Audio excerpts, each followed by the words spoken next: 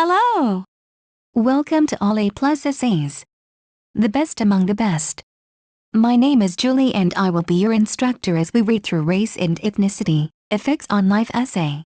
The article's source is embedded in the video description below. Feel free to read along. Please note that you can get a custom, plagiarism-free essay for as little as $10 a page at All A Plus Essays. The link is in the description. Ethnicity and race has had a big influence on people's everyday life choices. In some way or another, most people will be judged according to their color of their skin or their ethnic background. We live in a society full of different races and cultures affecting the way we interact with each other, as well as influencing our views on equality and differences among the many different races in our society. Often influential media groups and social standards shape our beliefs, also affecting how we interact with cultures different from our own, and how various groups interact with each other. Race and ethnicity may be defined as a type of grouping or classification based on a person's origin of birth and includes the racial appearance, language, religion and culture. Ethnicity can be defined as a social construction that indicates identification with a particular group who share common cultural traits, such as language, religion and traditions. Terms like ethnocentrism, racism, stereotyping, and ethnicity can affect our health status, our economical status, and just basically our status in society. Race defines who we are, and in some cases it is the root of discrimination problems. Individuals dislike other people because they do not like how they are, whether it is physically or the way they think and act. We look at people and experiences through race and culture. I was raised with family that had introverted personalities. This is one of the reasons why my personality is also like that.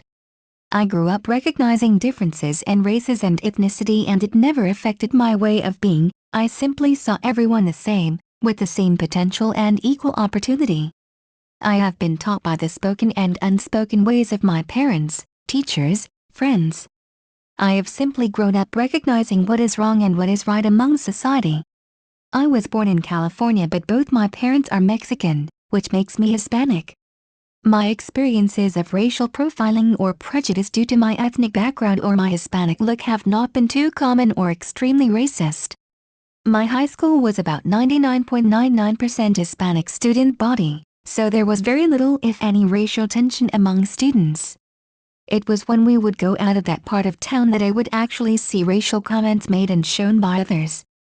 I was involved in the baseball team and tennis team at my high school, and I would see some sort of labeling or stereotyping aimed at me and my teammates when we would play in other schools with Anglos or blacks.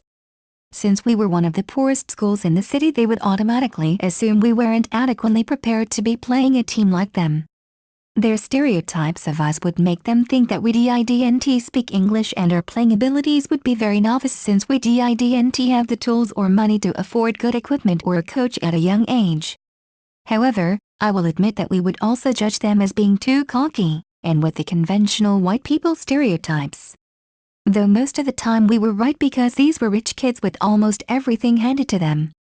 Being in the minority has its disadvantages, but people, specifically students, can be smart and use those stereotypes to their advantage. I honestly never paid attention to my lack of resources. Instead, I knew that if I wanted something I was going to try and get it. A big misconception that surrounded our school or the part of town that I lived in was that we were not going to make it to college. In fact, we would be lucky if we actually graduated from high school. The name of our high school was very much an icon or a symbol. I knew some friends that wouldn't give out the name of our school because they were afraid of being labeled a loser in some way. Basically, going to my school meant that we were low IQ destined to work at low-paying jobs, simply because many were Mexican immigrants or first-generation American-born. For our advantage, nowadays being in the minority can actually help you enroll into colleges of your choice and get scholarships to help pay for college.